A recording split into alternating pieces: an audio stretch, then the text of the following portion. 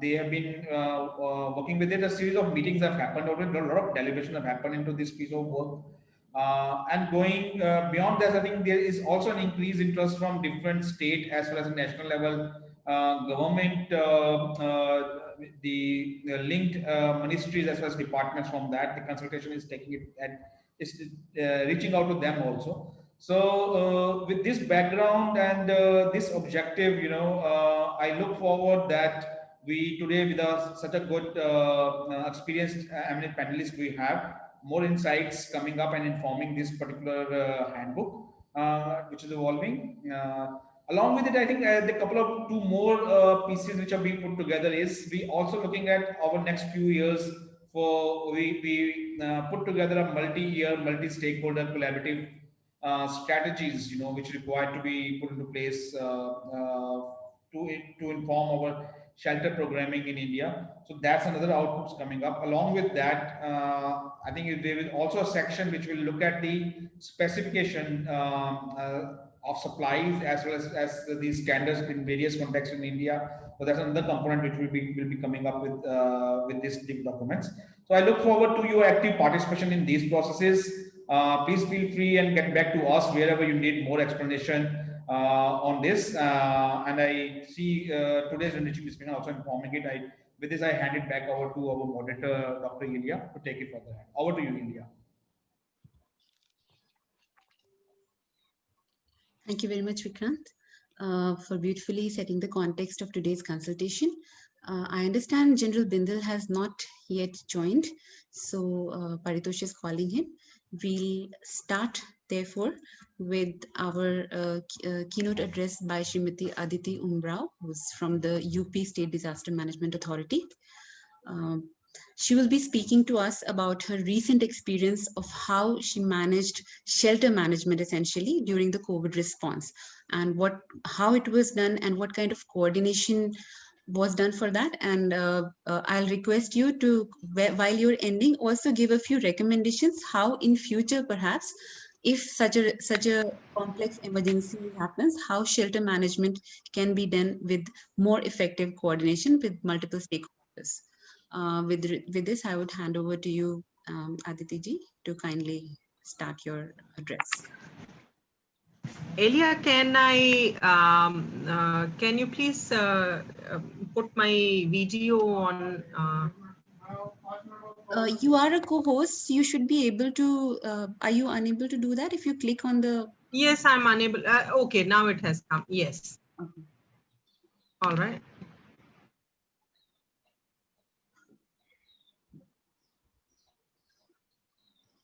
It is still not coming. Click on the start video, please. Yes, I'm clicking, sir. It could be a bad. Anyways, if my voice is coming, maybe I can go ahead. I don't know why it is not working. I'm clicking on start video, but I'm using my mobile phone to do it actually. That should not be an issue. The only thing with this is the camera should not be on any other app. In case some other app is also using your video, then it will not start on Zoom. No other app is on. Okay. I don't know why it is having that problem. Good morning, everyone. I'm Aditi. I'm Project Director, Emergency Operation, and look after all the disaster management, emergency related activities in the state of UP. And yesterday, Elia was sharing with me the topic. Then I said that very recently we had this experience of establishing and running many shelters for COVID. So I said, then we discussed that I can discuss that experience with you. When these people, migrant laborers, they started coming back to Uttar Pradesh during lockdown, we were caught unprepared. Means we did not think of this much influx of people coming into the state. And as a protocol, we decided that we will first put them into some temporary shelters in transits for 14 days, and then we will send them back to their homes. So it was almost the kind of shelters we established during floods or any other emergencies. These shelters were like that only, because we had to arrange everything, starting from food to their accommodation, then safety issues, then hygiene, and lot many other things. So these were almost similar to those shelters which we established during any natural emergency. So we were initially, we were unprepared, because we did not think that these many people would be coming to a state. So what we did initially, since we did not have notified places where we'll be raising these shelters, these were not pre-identified.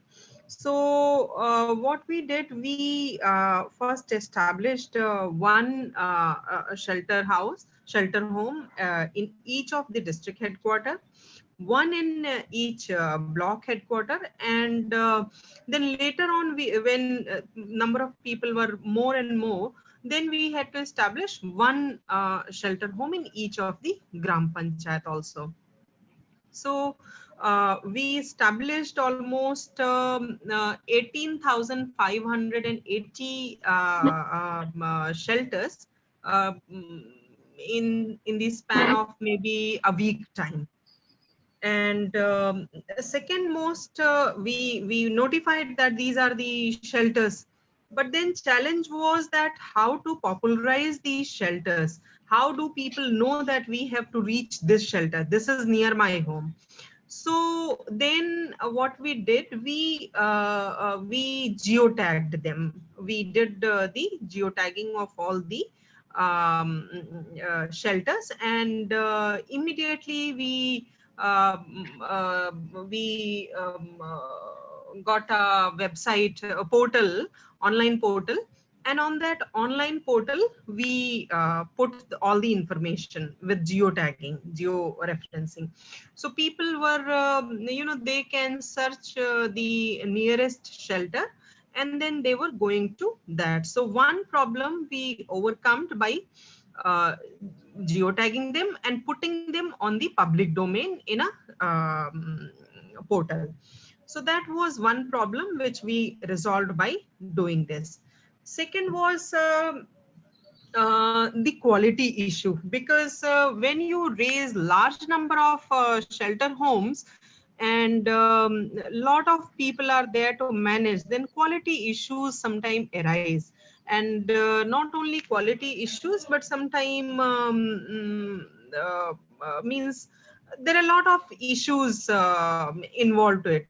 So what we did, we immediately established one you can say video conferencing system in our emergency operations center. We had an emergency operations center, but it was very primitive, very with very less infrastructure. But during COVID, we established one video wall, video conferencing system.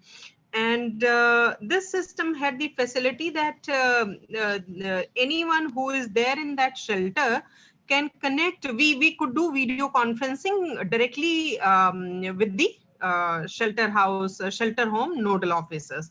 So we did video conferencing with them. We saw all the facilities available. So this way we could ensure that what are the facilities being provided to the inmates there. So that was one, again, you can say that proved to be very good initiative in terms of managing the quality of facilities in shelters.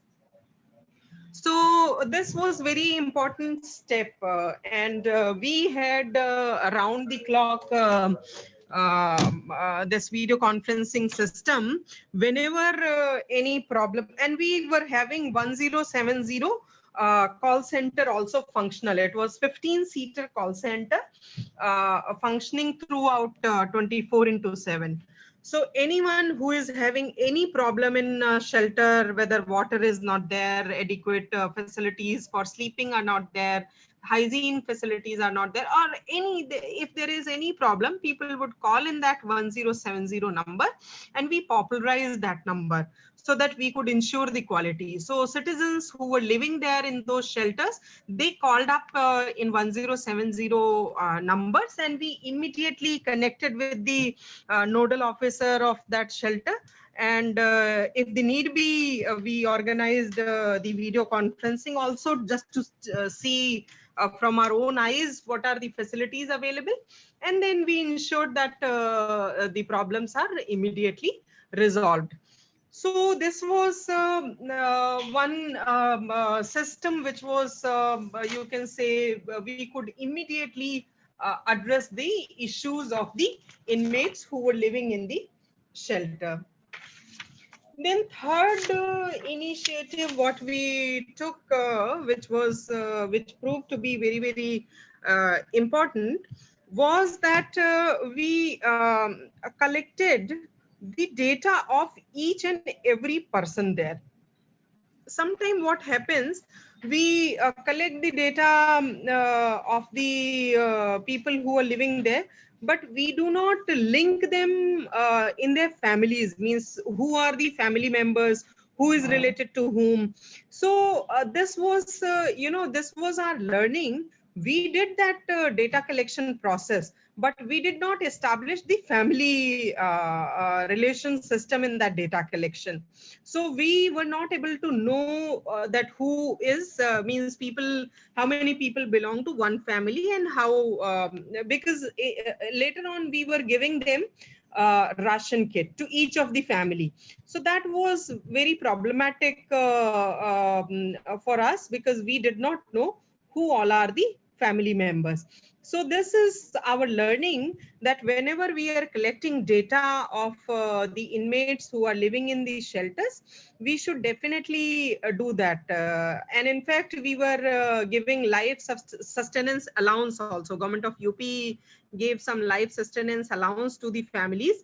So for that also, we required to have the family, we required to know the family. But later on, we had to do a lot of exercise to connect people with each other and collect this information accordingly. So that was one learning for us. Then another thing is, what we have realized is, pre-contracting is extremely important thing in disaster management.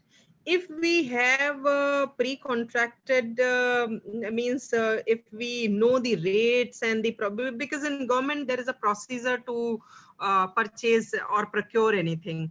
So in when we have to manage shelters for large number of people, then in huge amount of items have to be procured. So for this, if we don't have pre-contracting done in advance, then it takes a lot of time. And for example, for flood, we know when flood is to come. There are many disasters, we know their timings. So if we know the timings of the disaster, or in general, if there are some general utility things, their annual contract could be a good thing. For example, in flood, we use tarpaulin sheets, we distribute ration kit, we distribute a lot of other things. So these should be, there should be some pre-contracting to these things, because in COVID also, when we had to give ration kits to the people who were leaving shelter homes after 14 days. So to give this ration kit, we took another 15 days, 10-15 days time, because we had to do this tendering and other thing. But had we have this tendering in advance, that would have been easy and quick for us. So these were initially, and one more important means learning which we had was initially we did not think of security issues in shelters initially, but then later on we realized that this is very important aspect. Whenever we are establishing any shelter, running any shelter, it has to have adequate security arrangements. Then later on we engaged the home guards. Home guards are they are paid daily allowances, daily honorarium. So we engaged those home guards. One male and one female home guard was deployed in all the shelter homes. So that was one step we have taken, and that was very important. And another thing is hygiene is very important issue. When we raise flood shelters, then we have seen there is water all around. There is no place to take bath and other things. And toilets also become an issue. So these temporary toilets, temporary latrines, toilets, and bathing facilities, these are very important. And I don't know, in most of the states, I think when there are these temporary shelters, we hardly raise these facilities, and these are extremely important. So I think affordable and readily available these toilets, temporary toilets, some studies should be done on that, and they should be made more popularized with the state governments, because we still search those affordable and portable temporary toilets, but they are used in Kumbh and other melas, but they are quite heavy and quite expensive. But I have heard that there are some technologies, some innovations, that very cheap toilets are available with some companies. They have developed these cheap toilets and bathing facilities. So in fact, if state governments can be hand-holded for these, that would be a great achievement. And drinking water, similarly, there are times when flood is all around, water is all around, and there's no water to drink. So some small water cleaning facilities which can be deployed in those areas where they are inundated, and flood shelters are raised in those areas. So these water purification system, or some system which can make the general water portable. So these are few of my observations, comments, and learnings mixed with in COVID situation and in general flood situation. So these are few of my experiences. And yes, of course, when it comes to other stakeholders, engaging stakeholders is extremely important aspect, because voluntary agencies sometimes they have better research and understanding regarding these drinking water, sanitation, hygiene, and means they're working towards humanitarian issues for quite long. So involving voluntary agencies, involving community-based organization. Are सुनाई नहीं दे रहा क्या आपको? Involving the community-based organization, involving voluntary agencies, that can be very helpful. In fact, their role should be defined and in pre-disaster phase only. Meetings with them, coordination with them, and having some standard operating procedure to coordinate with various agencies. should be in place beforehand. So these are my experiences, Elia, and now I would hand it over to you. Thank you very much, Aditi ji, for really touching on some of the very important points. And as you have made reference to a recent situation, which was also a very unique, unforeseen situation. But I think the way environmental changes are happening with climate change, with the way the diseases patterns are changing, we have to be more and more prepared for such complex, unforeseen situations. And therefore, the planning has to take into consideration what can happen, whether it be mass movement of population or whether it be in terms of any new kind of pandemic situation. So we have to think of perhaps situations we've never experienced and do the planning. And pre-contracts, as you said, has been a good practice.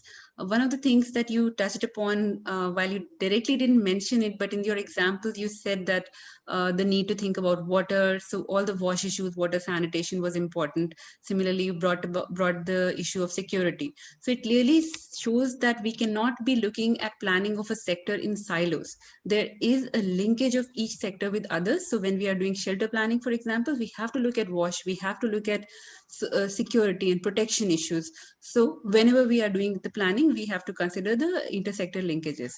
The third point that you made about the need for coordination with different stakeholders, with CBOs and all, which is recognized and has been documented also, but we see this remains a gap in reality, in practical situation, and therefore we are trying to develop a handbook, a guidance which would guide all the stakeholders.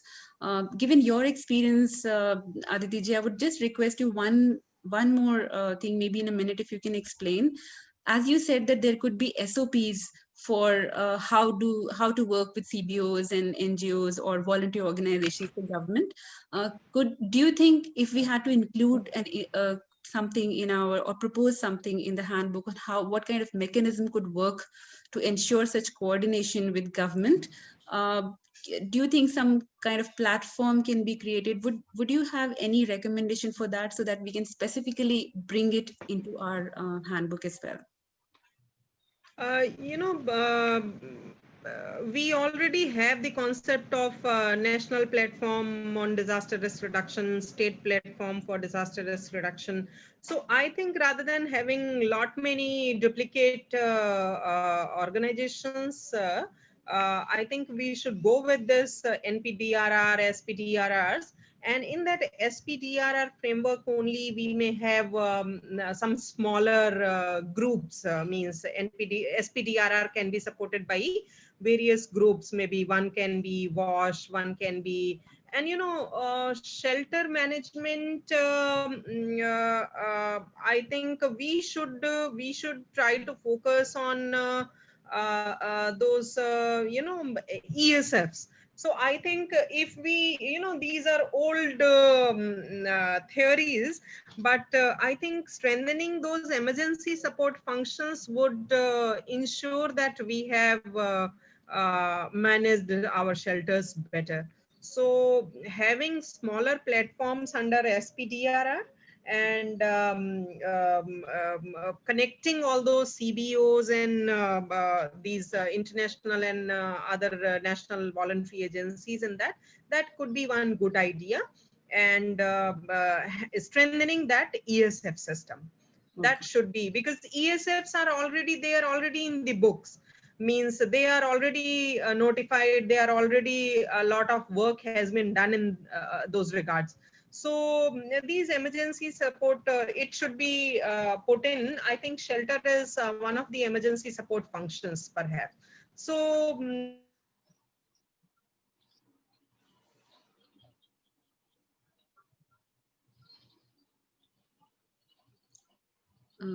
Sorry, we suddenly lost you, Aditi ji.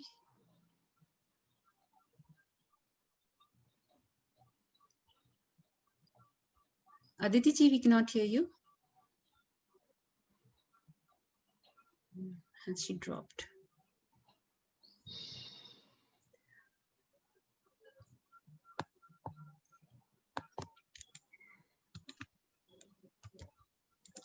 I think there is some problem with the connection. So So we'll move to our next speaker.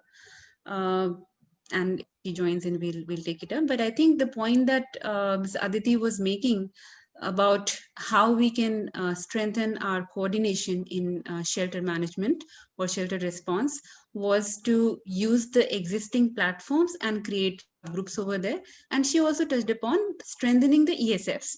Now, taking it from there, when we talk of ESFs, these are different support functions and different departments come into play. When it's about, whether it's about communication, then the government department, the line departments are different. When it's law and order, it's a different department. So which means that it's not just disaster management authority or a revenue of relief commissioner's office. It's a lot of other departments that have to work together for an effective emergency response for any sector. Taking from here, we will be moving to our next speaker, who would further guide us and share his insights and also recommendations on how we can further strengthen. So I would now request Shri Anil Kumar Sinha ji, to talk about the role of different stakeholders and different departments also, if possible, in doing emergency coordination and response, focusing on shelter if possible. Thank you. Okay, thank you. Thank you, Ilya. Namaste and good morning to everyone. Right in the beginning, let me once again congratulate Sphere for getting into this exercise. As I said yesterday, pre-disaster is the best time to plan. Post-disaster is not the time to plan, but the time to act, get into the action. And this exercise is unique in the sense that we are all in the midst of one of the rarest unseen, kind of a disaster, that is pandemic, and yet Sphere has been able to make very good use of this time. So, my hats off. I think this is a wonderful thing which has happened. We just now heard, a brilliant exposition from and sharing of experiences from Aditi from UP. UP, we know, is a big state. UP, the magnitude of any problem in UP or Bihar is far, far larger, than typically any other state, And this issue of migrant labor and then the consequent issue of shelters and shelter management, I think she's shared some very good experiences and many lessons, which I'll refer to later on. So while she has talked of the current situation practically and the recent experience in UP, let me also refer to two other disasters. It is like learning from a disaster. I think that is a very important thing which we should never lose sight of in any of the handbook, in any of the guidelines, And because every disaster leaves its own signatures, And let me, even if there are two earthquakes in two places, let me mention two. One is Bhuj earthquake, which took place in 2001, and on 26 January. And the other one which I am referring to is Kobe earthquake, another earthquake which happened on 17 January, again peak of winter, there also, and that happened in 1995, Now, if we look at both these disasters, happening in entirely two different contexts, even though they are two earthquakes, there are many, many lessons to learn. First thing which I like to say about Kobe is that Japan is definitely, undoubtedly, one of the most prepared, one of the best prepared countries in the world. They started enacting their disaster management laws way back in 1923, if I remember. So another 2-3 years, they will be practically observing 100 years of their organized and with a legal framework management of disasters and response to disasters. Now, one of the things which I like to say about Kobe, they lost more than 6,000 people, 6,000 lives in that, the earthquake happened early morning. But I don't know how many people know that out of more than 6,000 deaths, you see, less people died from earthquake and more people died from a secondary disaster, which was fire, which happened due to power, you see, lines. So this is a very important lesson that, this kind of secondary disaster, if I remember, around 4,000 odd people died out of the fire because of these power lines, and 2,500 people also died because of the earthquakes. That happened because, you see, the housing material, the building material in Japan, they are of lighter, in nature. You see, I've had the occasion later on to work and live in Kobe, so I know, quite intimately about this. You see, one of the other things, therefore, which I like to point out, and Ilya also mentioned, and thanks, Ilya. You see, that unforeseen, something which you have not imagined, and that can happen. And therefore, what I say, disaster managers and practitioners have to expect the unexpected, you see. I mean, this may look to be very simple, but it's not, it's far more complex than what one is saying, you see. But this element is practically always present in most of the disasters, you see. So that we must remember. Now, as far as the Bhuj earthquake is concerned, I'll talk of shelter in the context of what happened in Bhuj, you see. And we can draw lessons from that.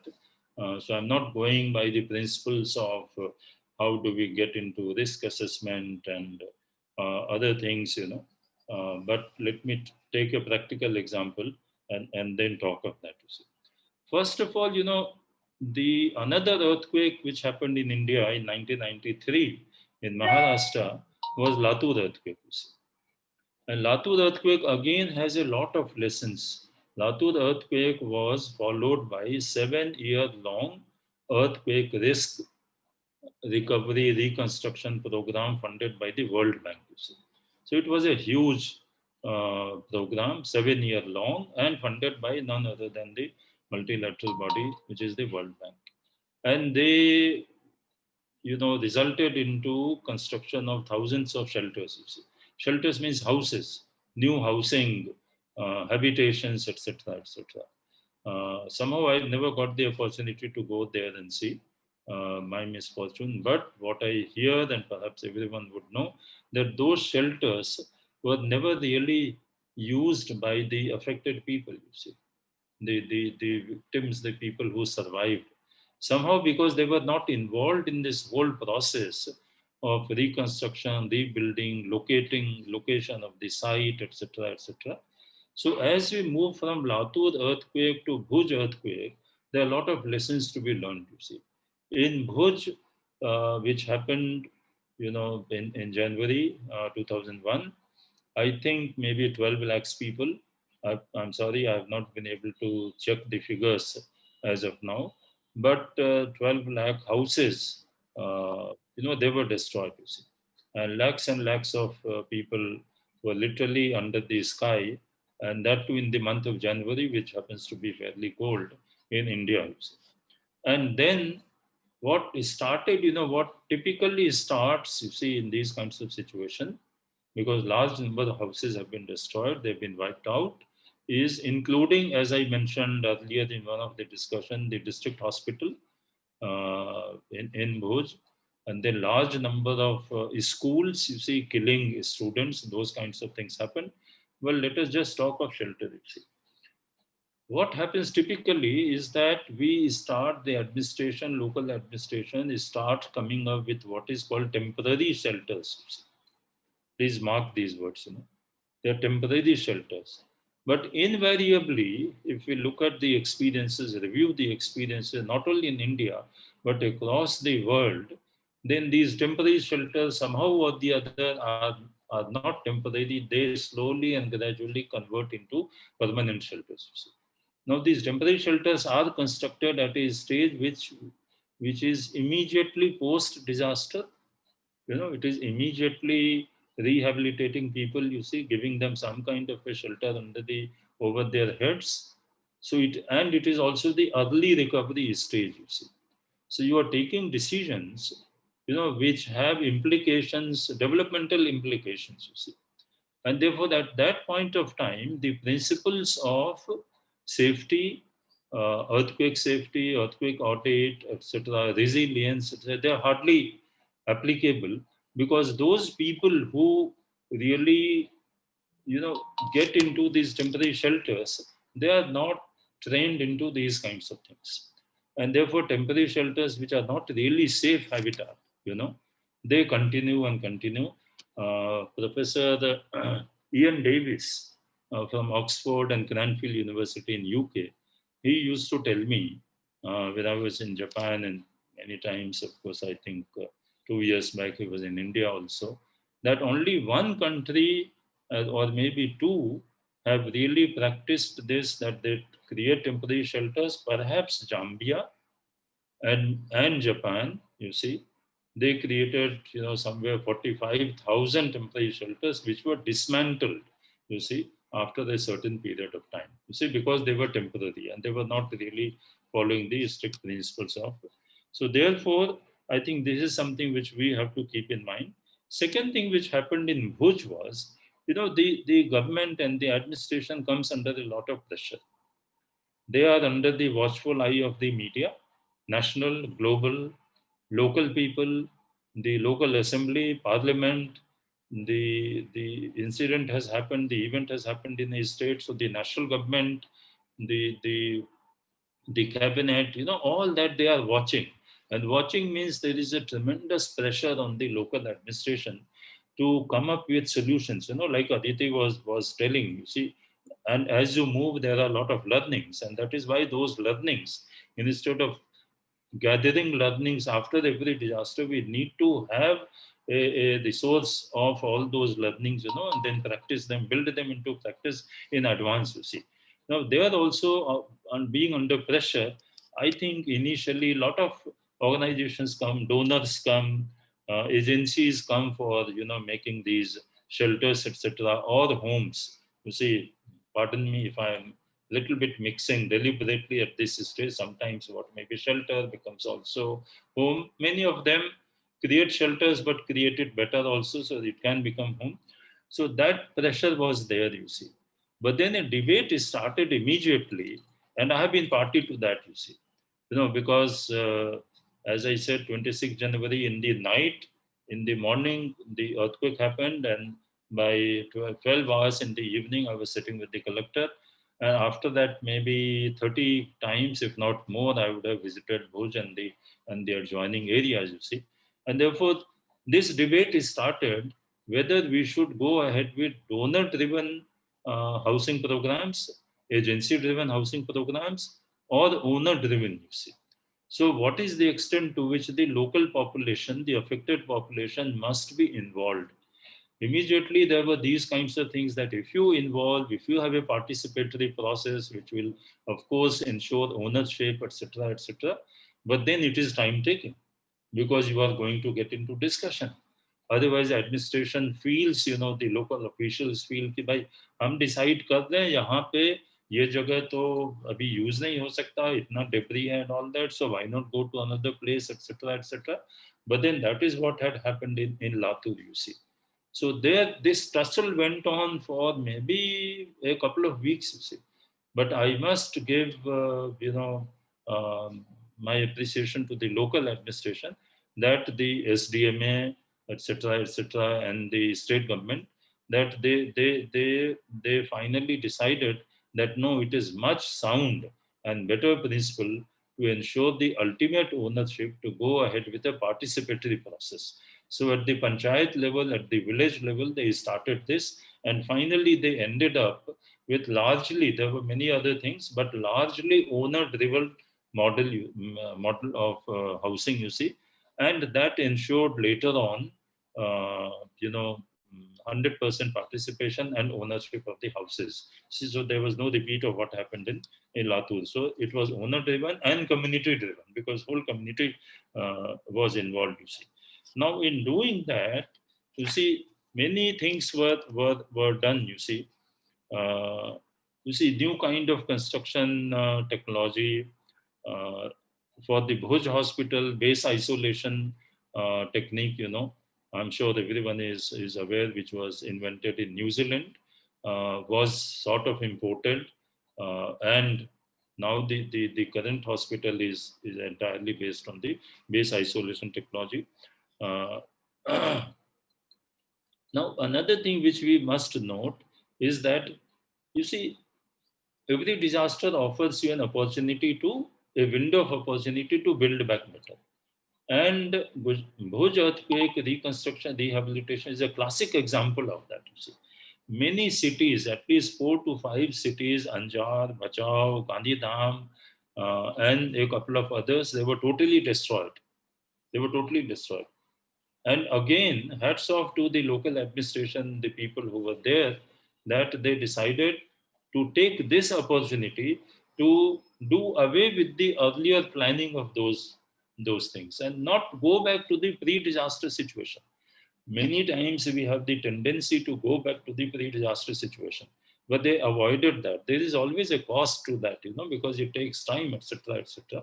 But then this time they thought that, let us create entirely new townships, for Bachao, for Anjar, for Kadita, and based on the latest modern principles of town planning, urban planning, etc., etc. So now if you go, you find entirely different scenario. But then there were issues, you see. Not everyone, because the new towns would require much more of area, and you can't accommodate everyone who was there in those smaller areas, earlier congested, crowded areas, etc. Because you are providing for roads, you are providing for drainage, you are providing for sanitation, you are providing for green areas and parks and things like that. Everything, community hall and playground and all these things are there. So then again they got into a discussion with the community, and they came to an agreement that those people who had to remain for the compulsion of their vocation or whatever within that earlier location, the center of that location, they would be given little smaller area, you see, as a compensation. And those who agreed to move away from their earlier location, you see, who didn't have the compulsion, they will get little bit bigger area as an incentive to move out, you see. So this was a very good, innovation, improvisation done by them. And in these, you see, panchayats, village councils, and community, they were all involved. Capacity building is another very, very important thing. I think Aditi also mentioned of that. 26,000 or 28,000, if I remember, masons and engineers were trained into earthquake safe construction, because as you are planning these things, you are going to need engineers, you are going to need masons, etc. And unless until you train them, you see, you will end up doing, because ultimately construction is being handled by them. So I think that is very, very important. So in turn, you also build the capacity of the community, because all these people come from the local community itself, you see.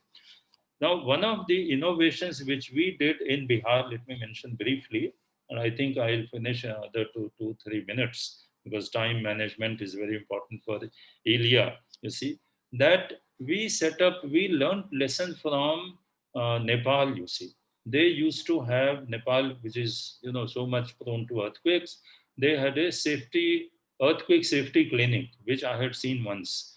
And then I thought it's a wonderful idea, and I believe in ideas, and I keep telling that pick up idea from anywhere, from air or from ground or from anywhere, you see, and then work on that, improvise, customize, localize, contextualize, whatever you want to do. And then we set up earthquake safety clinic and research center in NIT in Patna, you see, which is a Government of India institution and totally funded by BSDMA. So state government funding a Government of India institution, for the purpose of the public. I think this was a very good innovation. I mentioned it because, this can be there in the handbook, to go for these kinds of innovations, etc., etc. I think Aditi mentioned about the use of technology, shelters, then geotagging, then in terms of quality, minimum standards, Then primitive control room to emergency operations center, and that also is based on the technology connecting with the shelter in charge, etc., etc. So I think the use of technology is also very, very important. Now, as we do this, you see, let me also say, take the example, say from Bihar. I'm trying to connect, different places.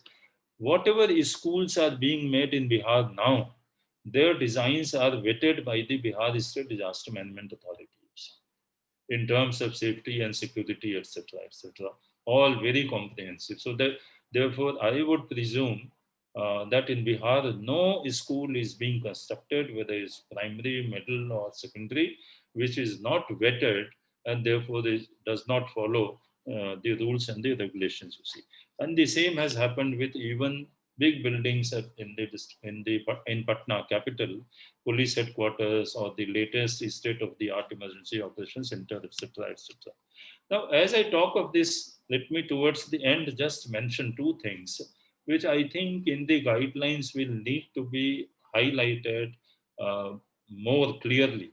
After all, ultimately, whether it was Bhuj or it is what Aditi talked of in UP, ultimate action takes place in the districts. You are setting up these shelters which Aditi mentioned in the districts, not at the state level. The state level is providing policy, providing other support, etc. But the action takes place there.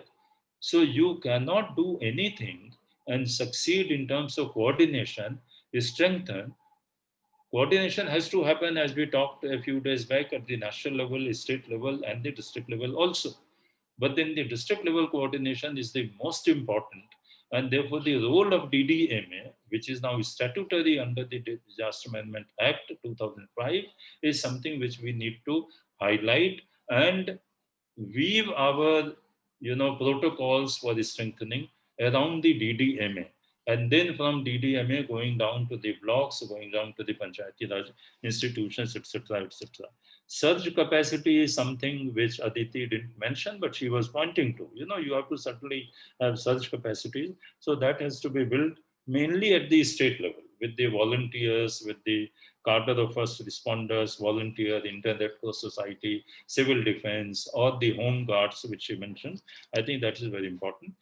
One last aspect of shelter, which is very important, which came into play way back in Gujarat also, was the role of the corporates, the construction market, you see. The materials bank was set up in Gujarat, in Ahmedabad, I suppose, so that there is a control on the prices and the quality of the construction materials, you see. If you leave it to the market, then sometimes there can be the problems, you see. Then the banks and the lending institution, supposing there is a survivor, you are giving a certain house, but the survivor wants to build bigger, then he or she has got to be supported. So that is important. And they use the most important part of what I'm now going to tell and end is they use this opportunity to change the paradigm for women, their status, the whole gender dimensions, you see. This opportunity in Gujarat was used for the women empowerment. In terms of the new houses, the titles of new houses were given jointly in the name of the women and the men folk. Earlier, these titles were only in the name of the family men folk, but this time they made it a law that all these titles will be jointly. I think that was a great step taken by Gujarat administration to transfer, ensure the ownership and the title of houses. I think that gives a whole lot of empowerment to the villagers, you see. So with this, let me last point, which I like to say, that Sphere did the first exercise in the country of creating district disaster management plan in Madhubani, multi-hazard. Uh, Vikrant would remember, he was there, T. Nandakumar was there, I was there. And I think that exercise can now be taken further ahead through this current exercise, plus also culminating into DDMA handbook, which I mentioned the other day. So with these words, Ilya, allow me to close my remarks. Thank you so much for this opportunity. Wonderful. God bless. Thank you very much, sir. You covered a lot of important points and also shared your experiences as well as learning for us, starting from Latur earthquake to the Bhuj learnings. And some of the key approaches that you touched on were like owner-driven housing, why it's important to engage owners as well as local like panchayats and all, because they understand, they are the ones who have to live in that habitation that we create if we are promoting a relocation. Similarly, you talked about building back better, which of course is a very, very important thing. If there is a disasters, we also call disasters are in a way an opportunity to build better, resilient infrastructure. So that's definitely there. And based on my experience of shelter response, I would also like to add one more approach, which is do no harm, because many a times because of kind of materials we use or which can have a bad environmental impact, or about the social aspects. For example, there was a relocation, a complete shifting of a community in Andhra Pradesh in a response in Sunkesla. Uh, the new place where the whole community was shifted, there was a liquor shop nearby, and the people who were never in the habit of drinking, they all started drinking, and things completely changed. And there, when we went back after a few years, we came to know that people were extremely unhappy. So trying to understand what could be the harmful impacts and taking care of that to ensure there is no harm, I think that's also important. Your recommendations, sir, to include the role of district level actions in the handbook, we'll work on it. So thank you very much. I'll move to the next speaker. I've been informed that Sri Rajesh Datta is having another parallel meeting, which he's also facilitating. So since he's there, I would perhaps go next to him and then come to Amrali ji. So, Rajesh Datta ji, you coming from Assam State Disaster Management Authority and uh, being involved in a lot of flood response, it'll really be good to understand from you the what is your thinking about the multi-stakeholder coordination for shelter response as well as recovery. And you also being an engineer focused on earthquakes, so we would like to learn from your experiences, both as ASDMA as well as a technical expert. Over to you, Rajesh Datta ji. Good morning. Am I audible? Yes, yes. Yeah. It's I mean all the good morning to all the panelists as well as the Sphere India team. It's all of a sudden I just joined. I couldn't hear others. I mean comment and all. I heard some part of Sina sir.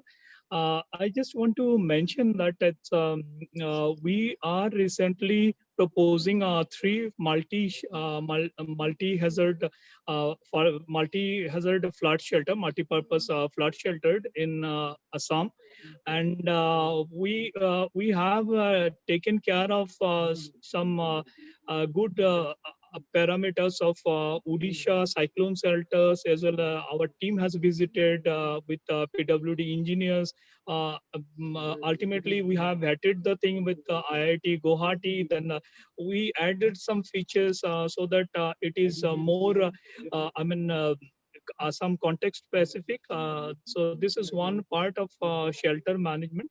And another thing is, I just want to flag that we have done a status survey of all schools and hospitals in Guwahati city. Just an example I'm sharing with. What we find is that some schools some schools we find that they are running from some I mean some they're occupying in some buildings which are been given permission to some other purpose. So it's we just take this into the notice and then we close down those schools. So this is one thing. Another thing we find that addition of addition of units, blocks or something like in each and some of the schools or somewhere. So it is it is to be noted that whatever is permission is given, we will not go on adding units and other things in the infrastructure facilities what we are being given permission for. Otherwise, it will just make this infrastructure facility more vulnerable. So this is one thing I just want to mention.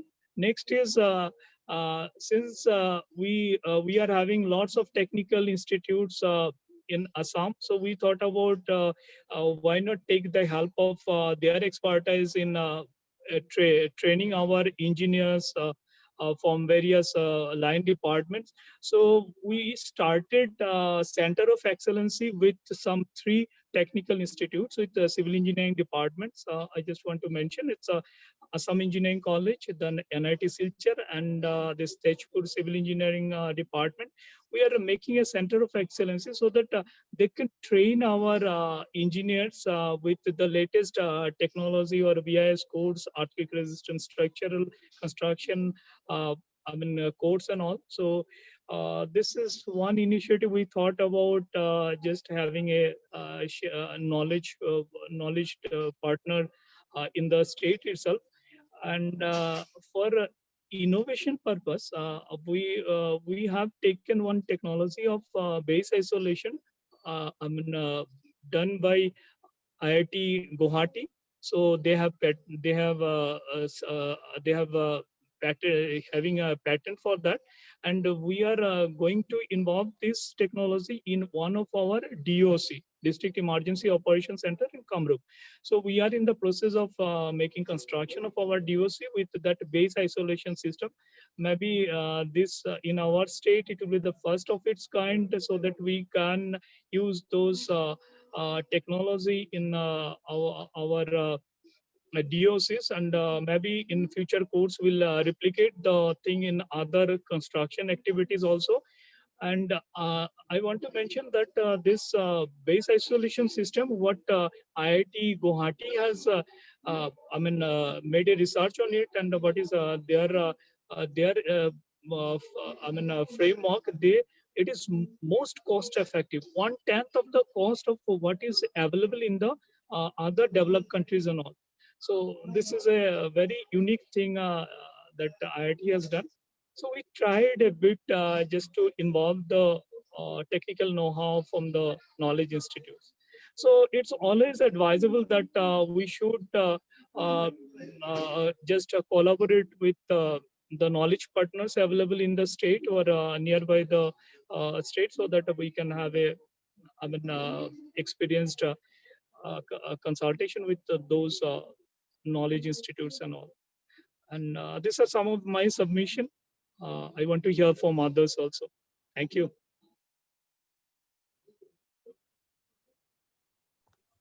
Thank you very much, Rajesh Dattaji, for sharing some of the initiatives of ASDMA and how you're looking, also using technology and innovations by collaborating with knowledge partners. This is again, when we are talking of multi-stakeholder coordination, it's not just about civil societies, government and NGOs, but also academic research institutions who are coming up with great technology. I think the point that you made about instruction that people must follow whatever is is allowed, or infrastructure should be only that kind of construction should be done where there's a permission.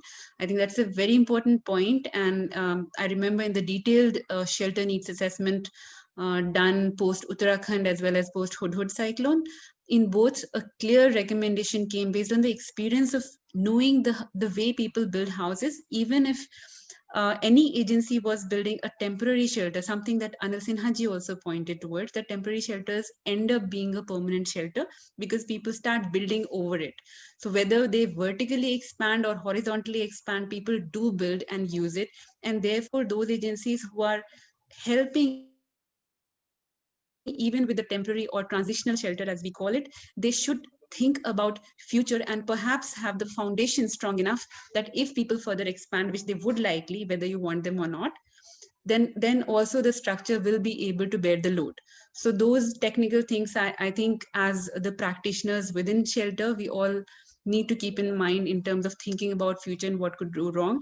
Ideally, yes, people must not do anything which is not permitted by this structure design, but people do, that is a reality. And therefore, why don't we start designing a structure which will be able to take care of those expansions as well?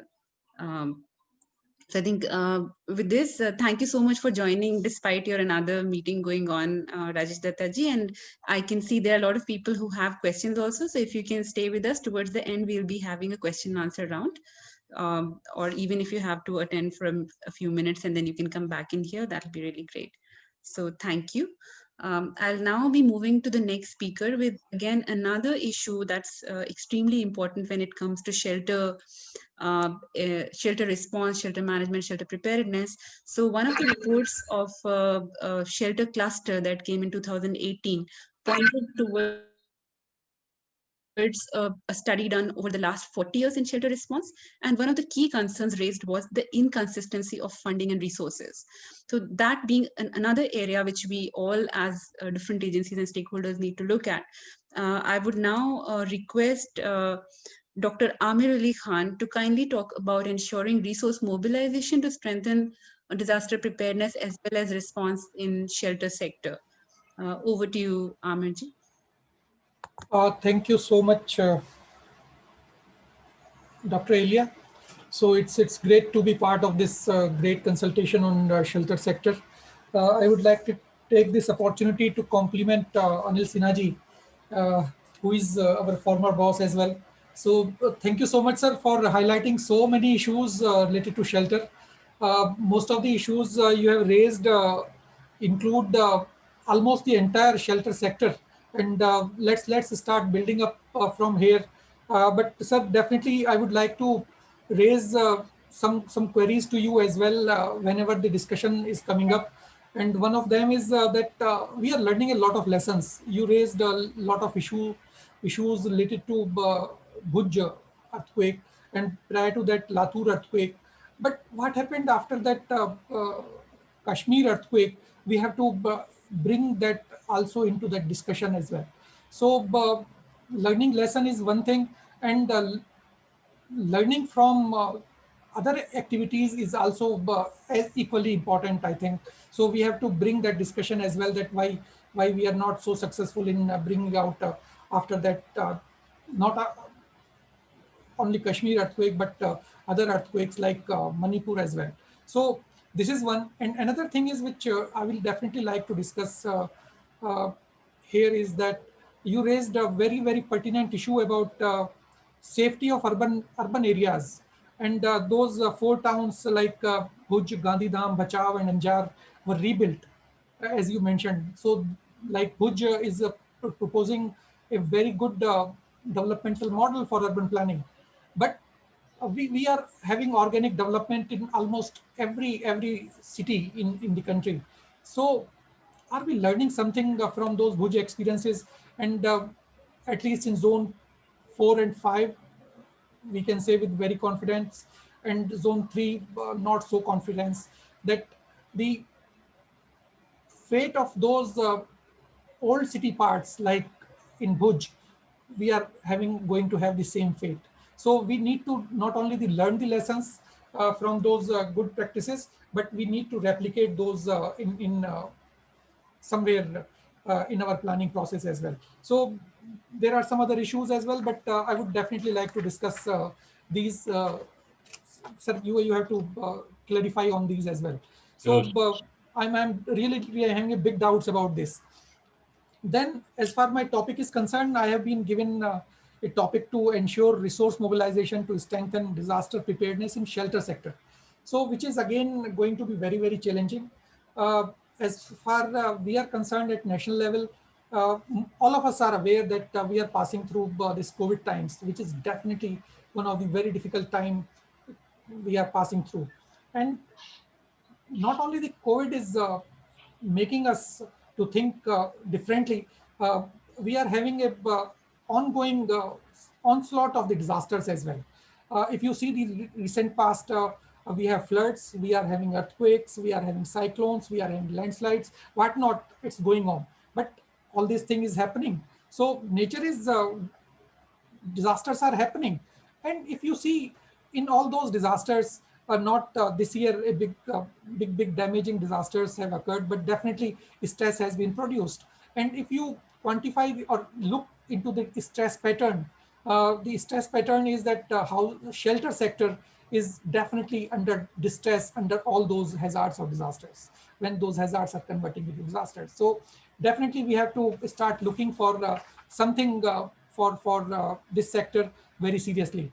And as I was just preparing for this, so shelter sector is definitely very critical aspect of disaster management planning, and we have to start at pre-disaster stage itself. And what is critical of this sector is that it's very cost intensive. You require a lot of cost, and it's a necessity. Everyone needs a good shelter. But before coming to my resource mobilization part, I would like to differentiate between a building or a structure and shelter. So what is a shelter, or another term used is housing. So shelter is basically, first thing is building that empty structure without any facility.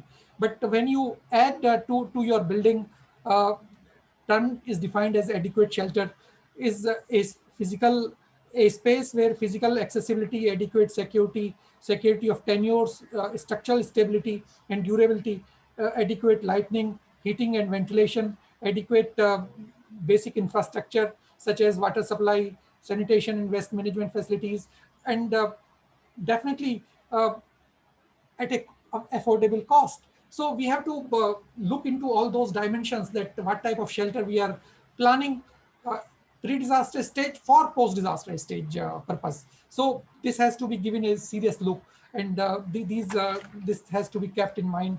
As far resource mobilization for this part is concerned, it's a very wide and all these things. But as far, let's start with the pre-disaster stage itself. So you see that the pre-disaster stage, uh, not many people are coming to invest. But as Anil Sinha sir has already mentioned, that you have to take this to the masses, and you have to encourage them, and you have to invest whatever amount you can. I was discussing with the Rajendra Desai, everyone knows him. He's a person, structural engineer who is working in retrofitting, and he was sharing his experience in last 25 years. He received only one call for retrofitting of a particular house, and that is one of his team members. So this is the fate, that people are not aware about the safety and security of the structures. So we have to bring it into public domain, and we have to make it facilitate all these people, so that they start understanding the importance of making their shelter uh, or housing safe from those impending disasters or hazards which are going to prevail. And for this, we have to start investing. And how to invest? Like, I have to build my house. I should be aware that what extra features I have to incorporate. Uh, Take any example, say for Delhi. Delhi is having certain areas prone to floods, and entire Delhi is in zone 4. We are having high winds as well. So while constructing my house, I have to provide those additional things. The question comes, where is the additional cost coming? So we have to talk about that, and we have to provide some incentive based mechanism, so that I am encouraged to invest that additional money to safeguard this investment during a disaster. Earthquakes you can't predict. Zone 4 is very high risk, definitely. And considering the poor proposition, poor construction practices prevailing entire country, and especially in those old city parts and unauthorized colonies, huge investments have been made by the people. So we have to start thinking about safeguarding those investments as well. So we definitely look into our strategy for post-disaster shelter part, but definitely we have to start investing in the pre-disaster state as well. So we have to definitely look for planning for shelter sector. Uh, there are so many things, and as far that humanitarian shelter sector at national level is concerned, uh, I have told that what is the safe shelter is. So we have to focus on various aspects of providing uh, shelter. So, Anil Sinha sir very rightly mentioned about the temporary sheltering. So where you will classify it, say big disaster like earthquake, or say earthquakes in Latur and Bhuj, you have to accommodate somewhere that population or affected people. So you have to again you are investing, and then that those temporary shelters, as sir has mentioned, we are having that experience. Latur continued for 6-7 years, Bhuj continued, the reconstruction work continued for 6-7 years. So where these people are going to be resettled, so we have to provide some temporary sheltering which is having all those basic facilities as we discussed in the definition of shelter, as well as the security of that in case of an earthquake, aftershocks are coming. So you have to be definitely looking for some security of those shelters as well. So you have to provide those things. As far uh, my time is concerned, I'm not taking much, and I'm just going to uh, considering for this. Sir has already, as I told, he has covered almost everything. So we have to identify under our resource mobilization strategy the problem. What is the problem? Problem is that security, and as I told, it's very, very cost intensive. So as an individual, it's very difficult for me to rebuild my house because I have already invested my life saving in procuring that house. So we have to identify that problem, and then develop that strategy. So we have to identify problem, develop the strategy, and find the solutions or the funding. So based on this, how to ensure resource mobilization, we have to look into that as well. So uh, as sir has already mentioned, that there are three type of support or resource mobilization we have to look into. That is the technical support. So where the technical support is coming, Rajesh Dutta Saab was also mentioning, Anil Sinha sir was also mentioning. So we have to invest into that technical mechanisms to, we have to establish those support bases prior to a big disaster is happening, so that they are in a position to help us in that uh, at post-disaster stage while we are looking for technical assistance. Anil Sinha sir, you have to again mention that how those clinics, retrofitting clinics in Bihar are working, and how they are getting popularized among the masses. So we have to discuss on that as well. Then financial support, and then material support. So finance, without finance you can't move. And when you are going for mass housing after a disaster, you definitely look for a big support base. And where are the finances? Unless you have some mechanism established uh, uh, pre-disaster stage, something is coming. At national level, we have those two World Bank funded projects implemented in Latur and Bhuj, but we are definitely going to face big disasters again and again. Not only earthquake, but cyclone prone areas as well. We have a lot invested, lot of money in those parts as well, but we are saving our lives. But what about the infrastructure, and especially the critical infrastructure? That is also part of that. So the thing is that you have to start thinking about that as well. So Government of India, I think in 15th Finance Commission report, they are making some provisions about that as well. So states are going to be authorized for having some financial support from uh, that NDRF or SDRF under recovery programs. So we have to look into those aspects as well. I don't know how feasible those are going to be, but we have to definitely consider those aspects as well. And definitely those without going to multilateral agencies, we are definitely not in very, very great position to implement those shelter sector reconstruction programs, or providing those shelter support to that. Towards the end, I would just like to mention to the participants that as far this handbook is concerned, which Sphere has developed, a handbook for the multi-sector coordination in emergency preparedness for response. There is a section on resource mobilization as well. And uh, under that, uh, this is basically civil society organization thing. And you see that ultimately what, as I told, it's requires huge money, and the money has to come from some donors. And as an individual, I can't invest that money, or nobody. So you have to look for those donors, and you have to start initiating those flash appeals. And when you are starting those appeals for resource mobilization for shelter sector, you have to start the task within 5 to 7 days, as mentioned in that report.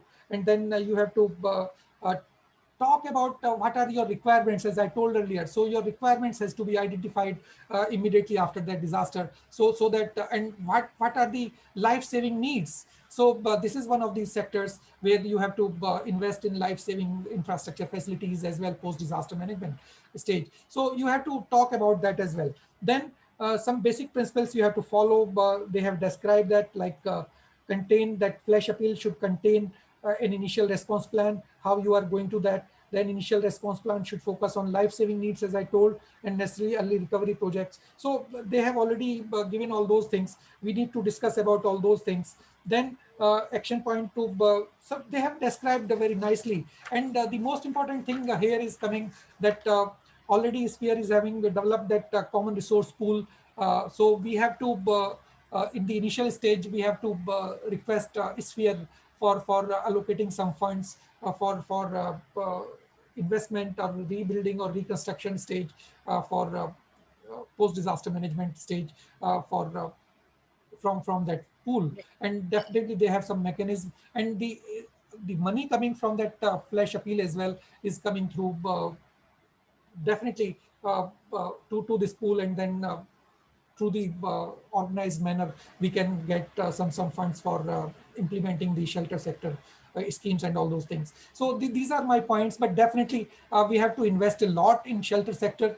This is the backbone of any infrastructure facility, any backbone of any individual, you can say. So unless we start investing in pre-disaster stage, we can't get good results post-disaster stage. So in my opinion, then definitely we have to develop material banks, as sir has told, warehouses for different materials, or you have to go enter into MOUs for providing all those things. So it's a long discussion required on this, but my point is just about resource mobilization. So we have to be investing a lot in pre-disaster stage to safeguard in post-disaster stage. And this is my request as well to all the organizers as well. So we have to look into this aspect, and let's start investing. Thank you so much. Thank you. Thank you so much, Dr. Khan. And we have, if you could, the participants could look at the chat box. We are also providing a link of the handbook and requesting inputs from all of you on the shelter handbook. The resource mobilization section, which Dr. Khan was talking about, is a proposed mechanism on how resource mobilization can be done. And sir also talked about his suggestion on how we should approach towards the strategy for resource mobilization. Thank you so much, sir. With this, I'll move to the next speaker to take this discussion beyond just the resource mobilization strategy to overall shelter, emergency shelter preparedness as well as response. So I would request Mr. Mihir Joshi, Chief Convener, SEEDS India, to kindly share his thoughts or recommendations in terms of how best we can develop a shelter sector strategy for preparedness as well as response, which will be effective and will actually reduce any disaster risks in future. Over to you, Mihir.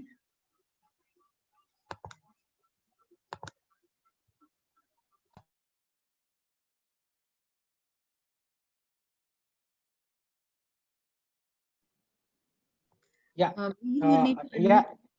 Hi. There was some technical problem. So thanks, Ilya, and all the previous speaker to highlight some of the critical stuff. So I would try to stick to my time, Ilya, which is 10 minutes. So I would like to share three major points within the strategy, and which is around the why, what, and how. So we have discussed so far that what are the key requirements, whether in terms of the approach towards the reconstruction. Uh, but when we look at the overall strategy, I think one of the critical things which we need to ask to ourselves is what we are trying to achieve through our strategy.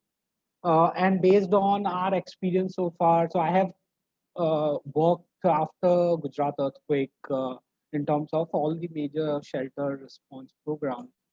I think I can think of three major why we need a consolidated strategy.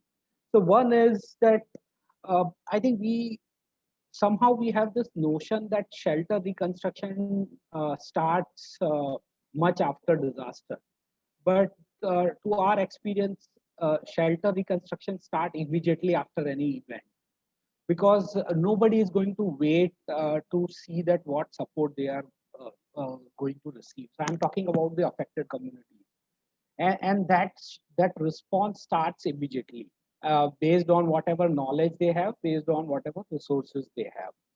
So one of the let's say objective which this strategy should serve is that how we can provide efficient and timely support for in regard to the shelter to the affected communities. Like and we have to look at this from like say three timeline. Like one is the pre-disaster, second is the during disaster, and the third is post-disaster, because the requirement of these phases would be different when we talk about shelter. And here we are not, as previous speakers have also said, we are not only talking about one house or unit. I think when you talk about shelter, there are lots of allied services which are which makes that shelter as a home, be it wash facilities, water facilities. There are lots of other like even the livelihood, as Amir Ali has said, that it is a cost intensive activity, but that is also an opportunity to generate lots of livelihood in those areas. So maybe we need to see that how best we can utilize that. The second objective which I can think of the strategy is that how we can ensure that we use the we can optimize the resources available within the sector. And I also consider government as biggest stakeholder in this, because if you look at most of the permanent reconstruction program, it is led by the government. And of course there are different ways, like if you look at what they have done after Gujarat earthquake, and if you look at how Bihar government has done after the Kosi flood, so it's different, but they all have tried to learn that what are the processes which have worked better, and based on that they have adopted the practice. Finally, I think so far we have also learned what are the good practices in various regions. India is being such a large country and having a different geoclimatic condition and also availability of resources. I think we haven't really discussed about the traditional knowledge available within the shelter sector so far. And I'm not only talking about the service providers, I'm also talking about the communities themselves. So I think this traditional knowledge was based on the need of that area, along with what are the problems which they are facing when it comes to the climatic issues. So I think we also have to see that how best we can also, let's say, if required, do more research on those traditional knowledge and then try to uh, kind of package it in a modern way with some of the better solutions. So this is something which we need to see. Now, in terms of the what part, that we understood that these are the issues which we are trying to address. But then what are the key components of this strategy? So one is that we understand the entire shelter sector and all the stakeholders which are playing different roles. So we have heard that, okay, planning can happen at the national level, but the action is going to happen on the district level. But even if you go down to the district level, and if you talk about shelter, the actual implementers of the lots of shelter work would be the contractors, construction workers, because if it's an urban area, then you will find structural engineers and architects. But in the rural or semi-urban areas, so people depend on the advice of the construction workers and contractors. So maybe first thing is we need to understand the various roles played by different stakeholders. The second is analysis of the resources and services, both in terms of the hard services as well as the softer services. So for an example, if I say that the this shelter response starts from the first day after the disaster, maybe at that time the education about rebuilding, or even in terms of the communication campaign, will really help lots of community members. So it depends that at what time, what kind of resources you are deploying. So which we can optimize to reduce the risk of those communities. The third component is about analysis of the context and the opportunity. I think one thing which we have seen and we have heard lots of time, particularly when it comes to the earthquake, is that the earthquake don't kill people, buildings do. And this buildings kill people because there are some inherited problem in terms of the construction practices. And if you look at the disaster, somewhere there are also opportunity to change the construction practices in those areas, be it the use of material, or let's say be it promoting what are the hazard resistant features within the shelters. So we also need to keep those in mind and kind of develop our strategy accordingly. So we kind of strive to achieve a larger impact rather than only for the people who require the shelter support. The fourth one is identifying the priority areas and interventions. That what are the key gaps? Why there were damages? What were the problems? So you do a good technical analysis about that, and that's where I see a role of academia and also other agencies to come in and say that okay, these are the critical reasons, because we have seen lots of reports by IIT Kanpur after the earthquake where they do an analysis of the infrastructure damage and what were the reasons.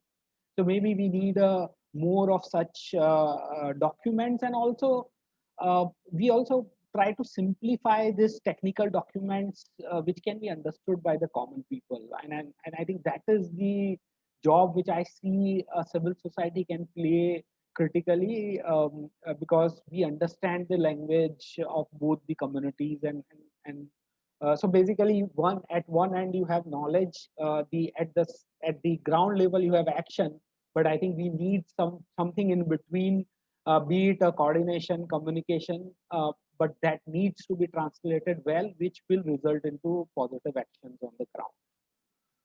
So this are and the finally we identified the appropriate solutions for the identified problem. So we try to address those issues as part of the strategy. Now, in terms of how, which is a last part of my discussion, is that how we can operationalize this strategy. So one is that we identify and as we heard that the best time to planning is a pre-disaster phase where you can really think through the problems. So one is the choosing of the hazard-resistant housing design and construction technology. As I've said, that India being such a large place, I think we need and there are already some studies available that which kind of materials, local traditional technologies available in what area, and we try to build on that and see that what is missing in there in terms of the disaster resistant features. The second one is the relocation of house. I think this is very controversial in lots of areas, and we have seen the problems of this.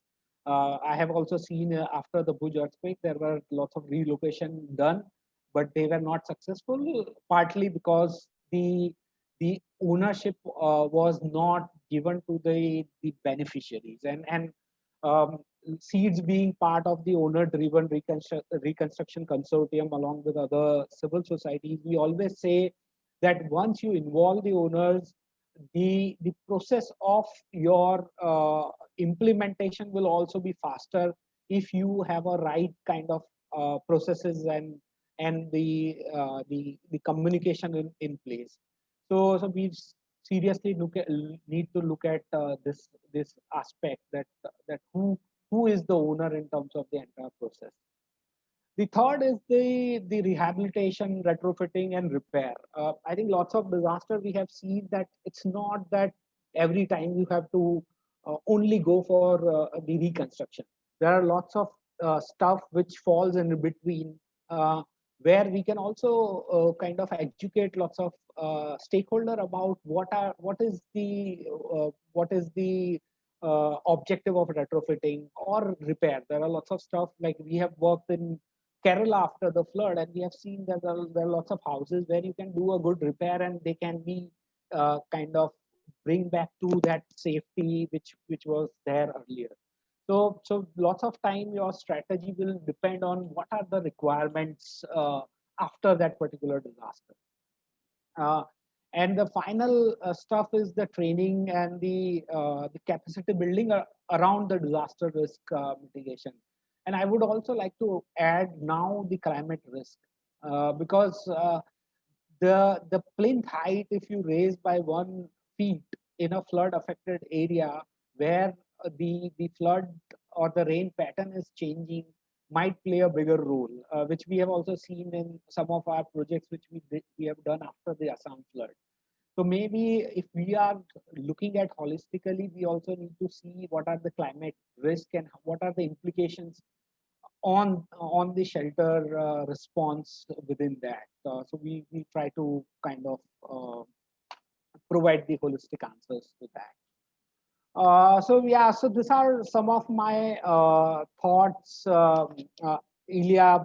But one thing which I would like to kind of end with is that if we come up with the shelter strategy, I think some of the critical outcome which we should look at is, are we identifying some of the critical indicators, or also putting forward the methodologies to do a baseline or a risk assessment of particular disaster. Because what we have seen based on our experience, that is a very key aspect if you have to devise any shelter response strategy, because until and unless you don't know what are the problems, you can't provide the right solution. So that is one thing which should be there as part of this booklet for various stakeholders to understand. The other stuff is that so far we have responded to lots of disaster. We have developed various guidelines. We have developed lots of thumb rules in terms of responding. Can we also collate all this information at one place, which can be available for various people who are part of responding within the shelter sector? And the finally finish in last 1 minute. I know the yeah. So the last line is the mapping of the trained manpower, and that let's say starts from the engineers, architect, till the construction workers who are involved in implementation. So if we can kind of devise a system where we can have a mapping of such resources, which can be useful for the entire sector. So yeah, I will stop here. Thanks. Thank you very much, Mihir. I really didn't want to interrupt, but in the interest of time, because this session is for a limited time, but I hope to take this discussion forward. Some of the recommendations that you've made, we have actually initiated some actions on that, and it will be really good to have another discussion perhaps with you. And we also request the inputs. In the chat box, I can see that some people are facing some problems in accessing the link. My colleague Ice has written the steps on how you can open it. If you still face a problem, there is a phone number given. Otherwise, you can write your email ID in the chat box and we'll send you the document, the soft copy for your inputs. Thank you once again. With this, I'll move to our next speaker for the day, who's Mr. Sarabjit Singh Sahota from UNICEF. Sarabjit, from you, I would like to understand what have been the key challenges in ensuring coordination for shelter sector during emergencies, and what would be some of your recommendations? Thank you.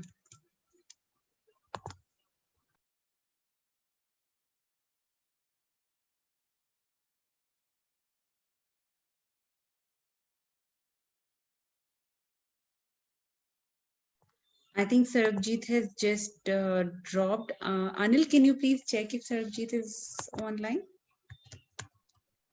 I don't see him in the participants. He was there till a minute ago. He got dropped out, Ilya. Okay. So I think since we are already 20 minutes behind the schedule, I'll move to our next speaker. And in the meanwhile, if Sarabjit joins, we'll take him next. I would now request Justin. He's joined. Oh, he's joined? Okay. So Sarabjit, I had requested you to kindly share your experiences on challenges on coordination and your recommendations on that, please.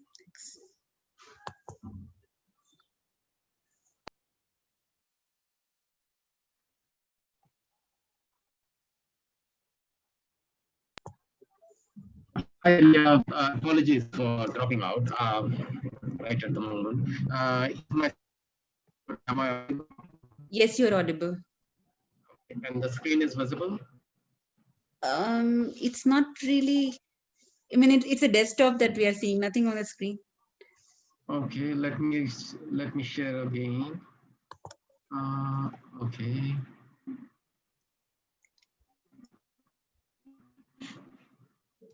Yeah, now it's a PowerPoint slide. Absolutely. Thank you so much.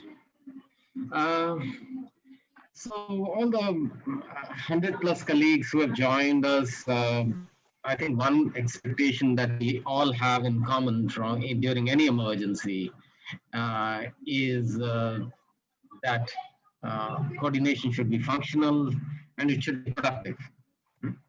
And we miss it a lot. During COVID crisis, we certainly miss a lot of it, particularly in the early days. And of course, who better than Vikrant and Sphere India to help us out? And in one such sort of discussions, offline discussions, we agreed that let's make a small group of 4 or 5 people who will come together every Monday to discuss any sort of strategic issues. And one of the senior members from NDMA also joined, and so every Monday we used to meet. And in one of the instances, we were finding that psychosocial care, particularly for the frontline workers and others, was a big challenge. And of course, Vikrant and I went around and we roped in two leading agencies to come together. And we got into this meeting on a Monday. And we were both left frustrated in the end, because in the meeting, both these agencies went competitive. They were competing with one another. They were not talking in support of the sector, in support of the needs of the people. Rather, they were all beating their own drums. Now, why should I tell you this? Because this is the big problem. And shelter sector. Here, I just use the shelter cluster, just screenshot of the shelter cluster website. Any coordination is dependent on preparedness. It's not going to happen on the day when we want it. It's like a group dance. It's not going to happen if we have not done our practice. So if you see how the shelter cluster, wherever they are activated, how often they meet, how much preparedness they do, and thanks to Sphere and little partnership with UNICEF, that we are able to do this handbook on shelter and other things, of course. So preparedness is very important, and particularly effective coordination should lead to partnerships. Of course, there are other outcomes of effective coordination, but partnerships, togetherness.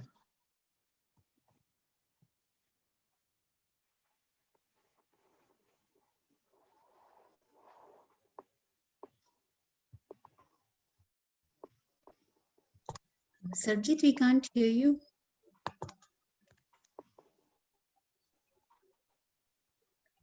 Hello, can you hear me now? Yes. Okay, I dropped in between for a while, and it so happened today the network has not been cooperating and collaborating with me. So can you see my screen? We can see you. Oh, is it? Stop sharing. Okay, I'll share again. I trust it will happen.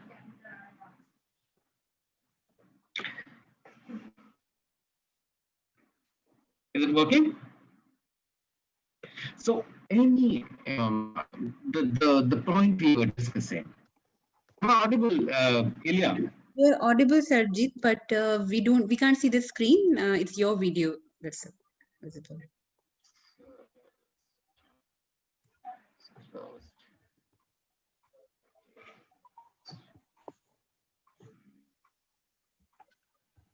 Can you stop sharing and then try to share again? And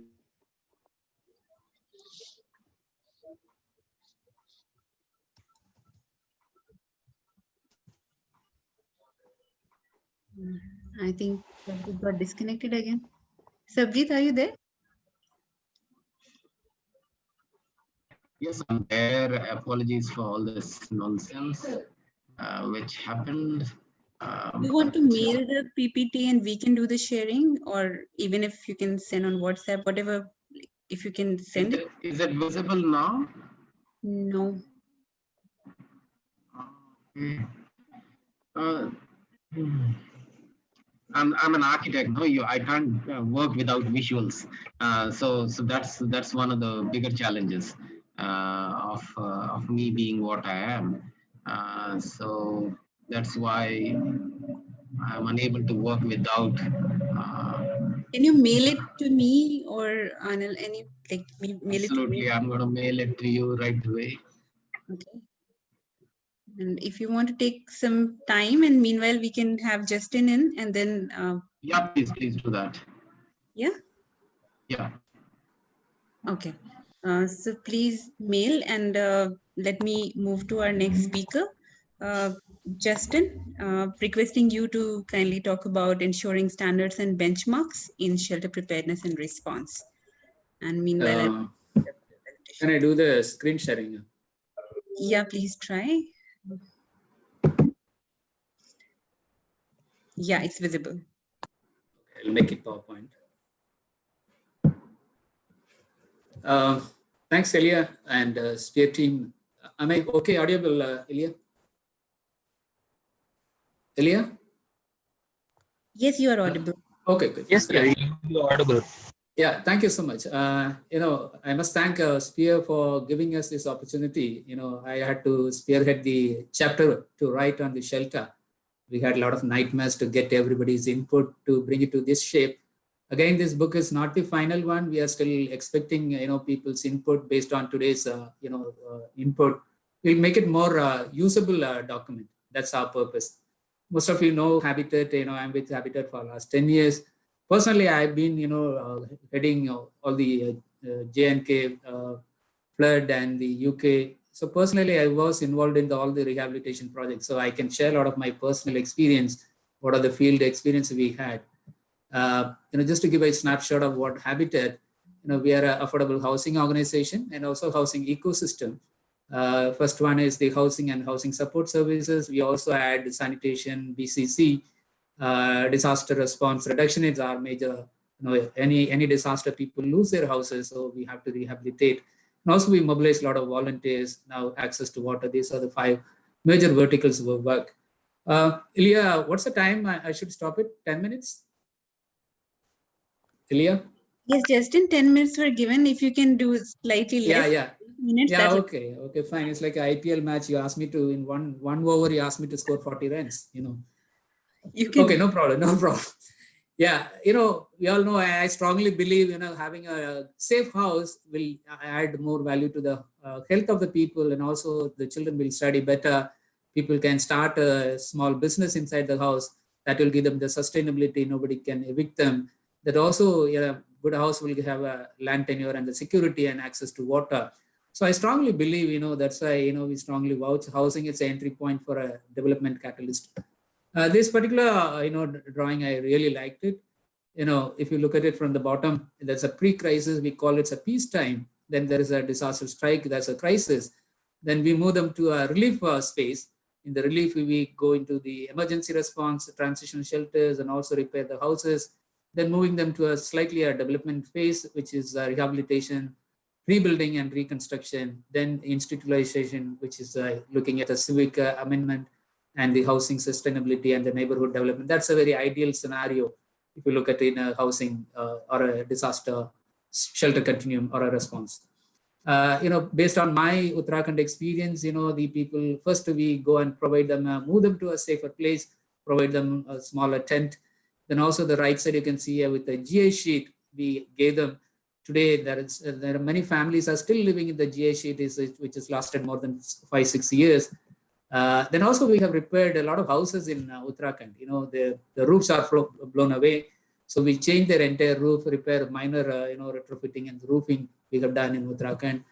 The recent flood, our response in Kerala, this is a one kind of a transition shelter with a GI sheet with a little, very, very aesthetic designs, and people are so happy to stay in their houses. And then we moved them to a permanent shelter, the third stage. And also there are very marshy land. We put the agur piling method so that the building won't go down. And we made up very, very strong houses.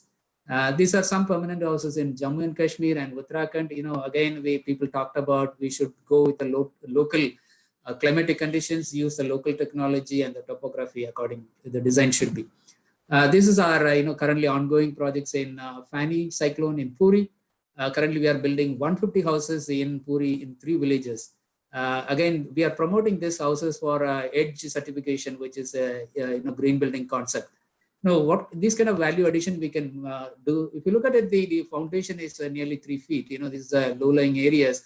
So we have learned a lot of lessons over a period of time, and we are able to provide these safe houses. My particular focus, though I have overall looked at all the chapters, by the standards, indicators, and benchmark. We all know shelter is a very, very important thing to provide security and safety to protect the family from the climatic conditions and the ill health and disease. So we need to follow certain standards. What is standard is a specific, a minimum certain specification to attain in human response regarding to provide shelters. There are certain key indicators we can measure the standards are achieved or not. Certain benchmarks I will come into my other presentation. Just put a few points. This first standard is the strategic planning. When you go and rehabilitate the house, many times we get into activities without getting into strategic planning. There are many points because of the time. I'm not going to in details. These presentations are available. These are very important points. Because of the time, I'm skipping this one. The second standard is the settlement planning.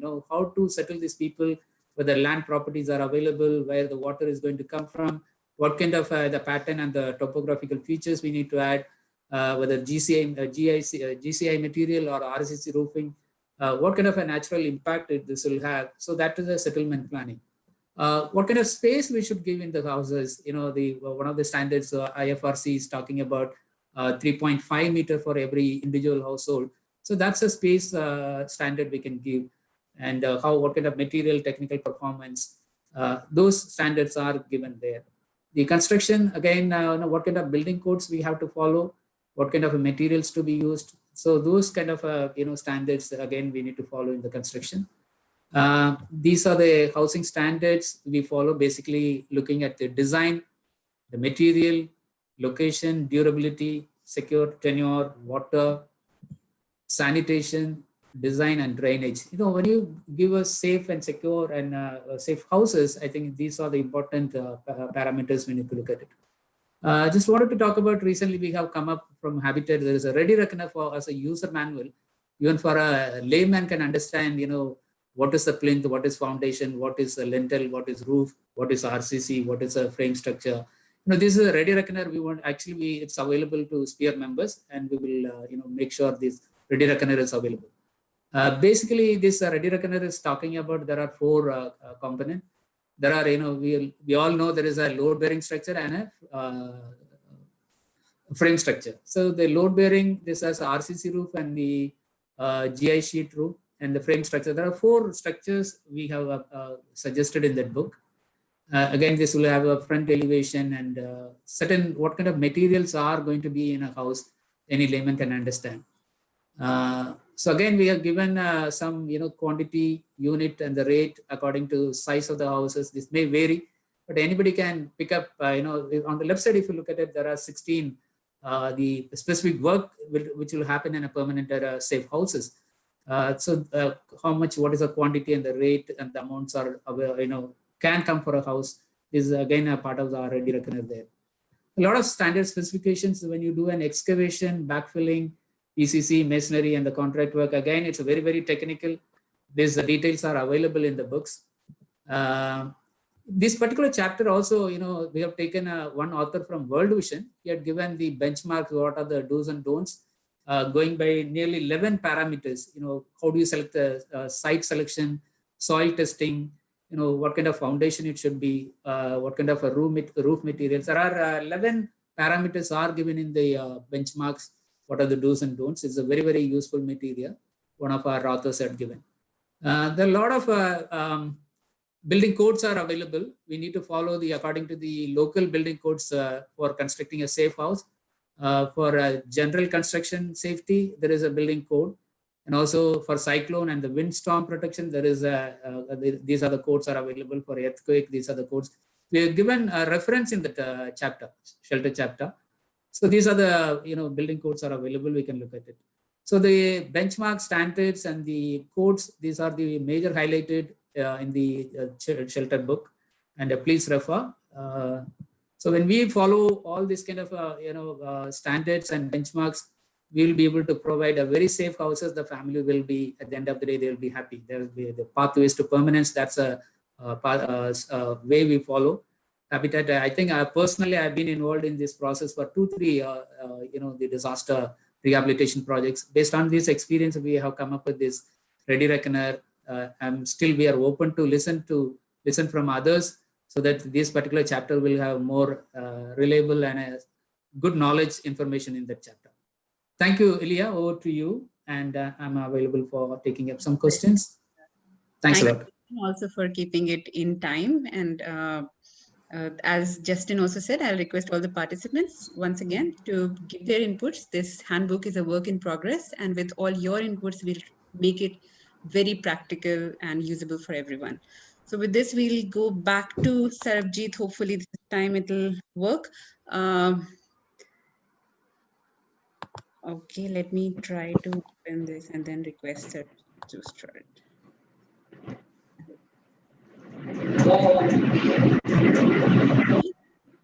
I can hear you, and can you hear me? Yes. Okay. So we can start with this. Yeah, we were here. If you could click next twice. One more time. Okay, excellent. And yeah. So as Justin mentioned, and just click one more next. So sorry, we'll be hearing a lot of next now because I had introduced. So Ilya, you might have to listen to me a little more carefully. So what is shelter? Shelter is where families live. So again, a very social dimension of a very technical construction engineering sector. So I guess you will start appreciating that it's much more complex than just constructing a house. What is settlement? Where communities live. Again, relationships, etc., etc. So when you construct a house, more than 40 to 80 things come together. And when you make a settlement, it's the services, it's the social spaces, it's the whole drainage and the solid waste management, fecal sludge management, water supply, etc., etc., power supply, safety, security, all the angles come in. So obvious, this will not be done by one agency, can't be done by one agency.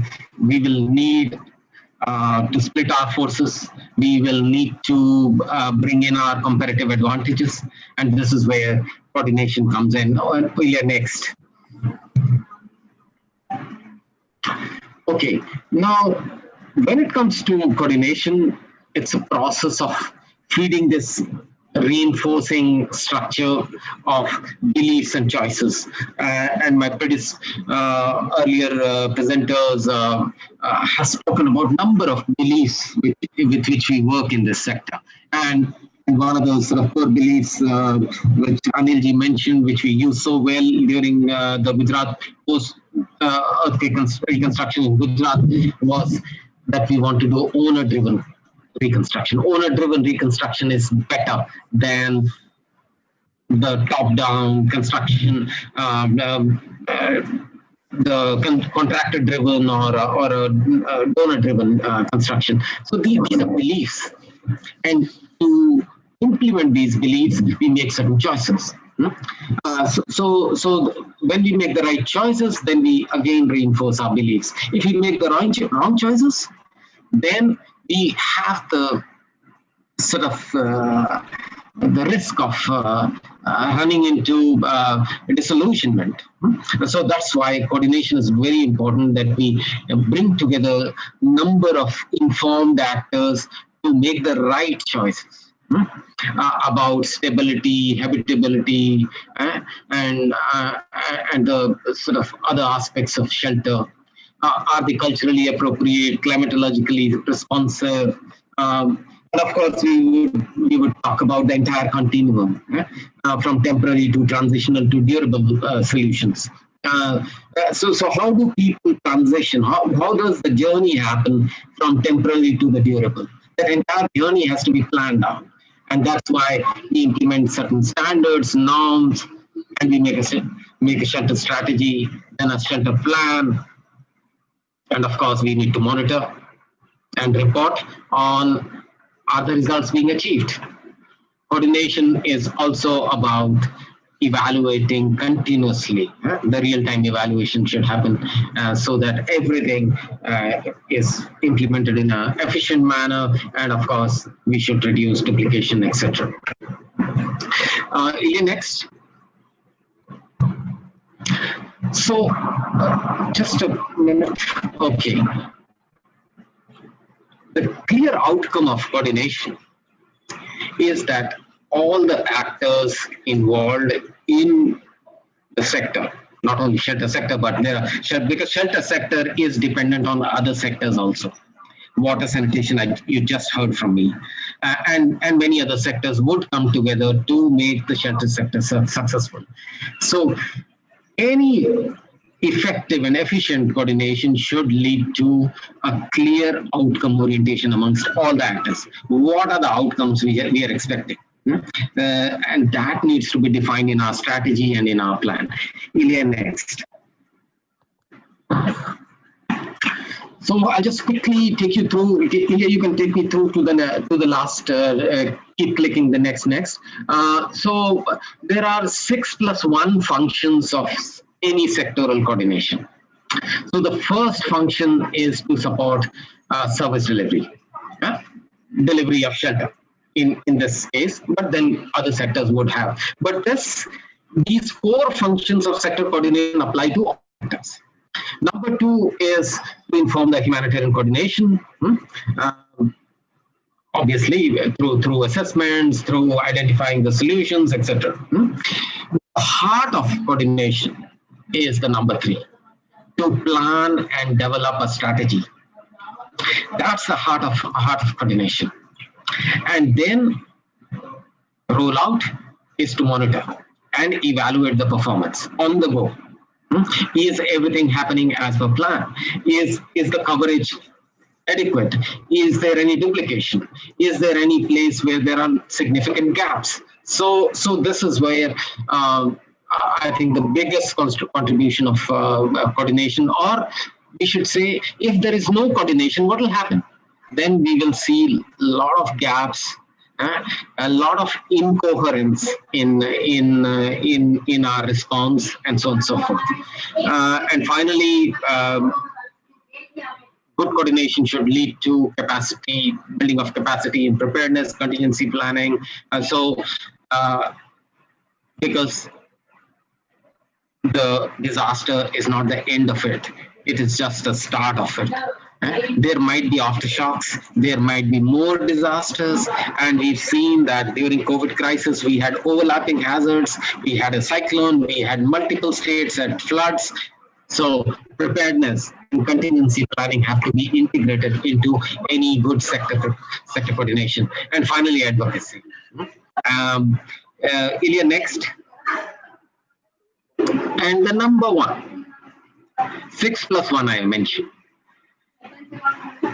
Why did I not say 7 core functions? Because I definitely want you to bring a lot of attention to the last one, which is accountabilities to affected population. Why do we do owner-driven reconstruction? Why do we do participatory? And that's because we need to listen to people in technology selection, in making of the design, in the site of the house, and so on and so forth. So they should, the affected population should be able to give us feedback on what is their expectation, and are their expectations being met, or what is the still the gap there. So effective coordination should help in establishment of a good responsive feedback mechanism. Yeah, next. And in this case, I guess all of you would agree the role of coordinator is paramount. No coordination is going to work as well as it should without a good coordinator. I definitely remember some very good experiences from Gujarat earthquake. At that point in time, when I was there, Mr. Topno used to be the officer. He was young at that point in time, and very energetic and guiding us all through. We had regular coordination in Bhuj. And I remember Nidhi. Today, I wish Nidhi was here. Nidhi Tiwari supporting Mr. Topno in all the coordination. So I'll not go into the details, but the role of coordinator in inspiring the right kind of action and achieving results is absolutely central. And we need to have the highly skilled coordinators. Some of the best people in the business should be doing coordination. Next. So just a summary, coordination doesn't happen on its own. It requires at least three things.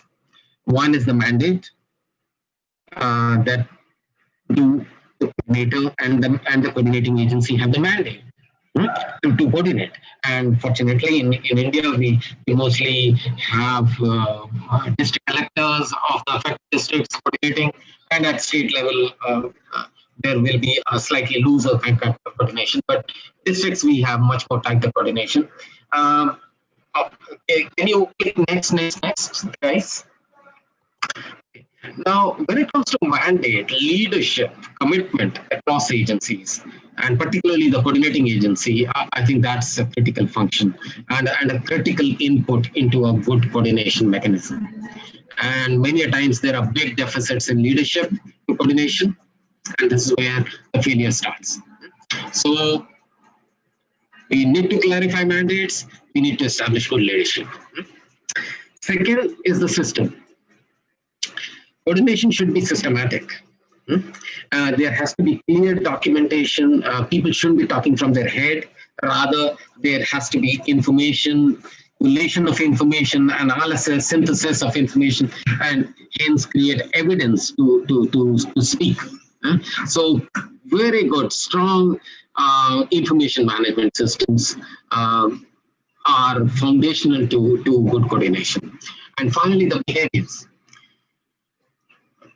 Is coordination part of our normal behavior within our agencies? Do we have an organizational culture of coordination? Do we have a shared understanding, shared culture, shared language? Fortunately, shelter sector today, since morning, I'm seeing that our language is much more coordinated and coherent compared to other sectors.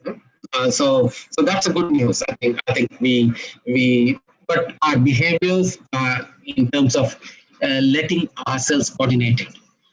Everyone wants to coordinate, but there are few people who want them to be coordinated. Be told that what needs to be done and what they shouldn't be doing. So those are essential behaviors, I think, which we need to inculcate. So I would, Ilya, can we click the next? And I would like to thank everyone, not only for this session, but for the whole of it, Justin and everyone, for all the hard work you've put in to make this handbook live. And shelter sector is very complex. Only last message I would like to give you. It's more than just providing material or construction. There are sociological angles, there are environmental angles, and there are multiple resources which come together. So thank you very much for listening to me. Over to Ilya. Thank you very much, Sarojit. I think even in the chat box, there was so much of appreciation. Everyone practical and also visuals have been helpful. So thanks a lot. I'm really conscious of time. We've short and we have another sector consultation starting at 2, which is again on a very important topic of protection. So while I see there were 2 questions in the chat box, I could quickly read them. And if any speaker feels that in 1 minute they could answer, we can take that. So there was one about from Dr. Jyoti Ranjan Mohanty asking if there are any prescribed standards for facilities in shelters. And the other was by Rajendra Kumar asking, how do we ensure health and hygiene, especially for persons with disabilities in shelters? So Rajendra ji, I would request that you please join the session on protection, which does talk, and we have even government officials, the commissioner from Orissa Disability Department talking about how they ensured the inclusion of persons with disabilities during the COVID response. She'll be sharing those experiences. So do tune in. In terms of any standards existing, I think some agencies have come up with that and also some government. Any speaker would like to quickly share anything on that? Otherwise, we'll close this.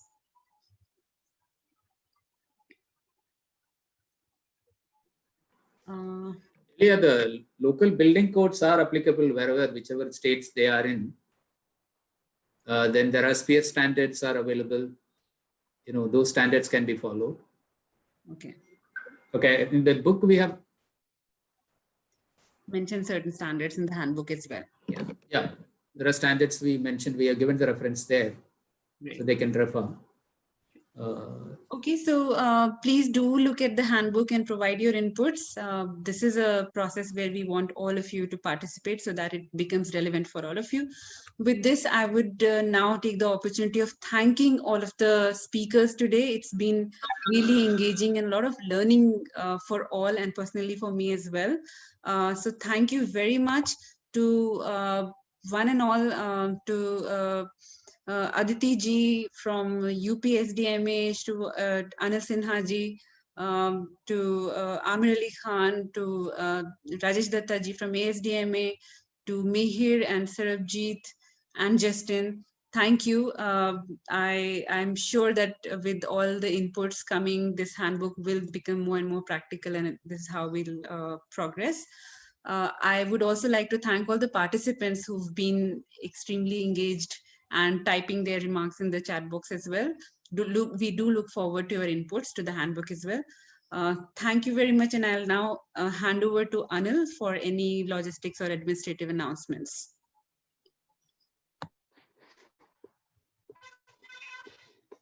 Thank you so much, Dr. Helia, for effectively moderating the session.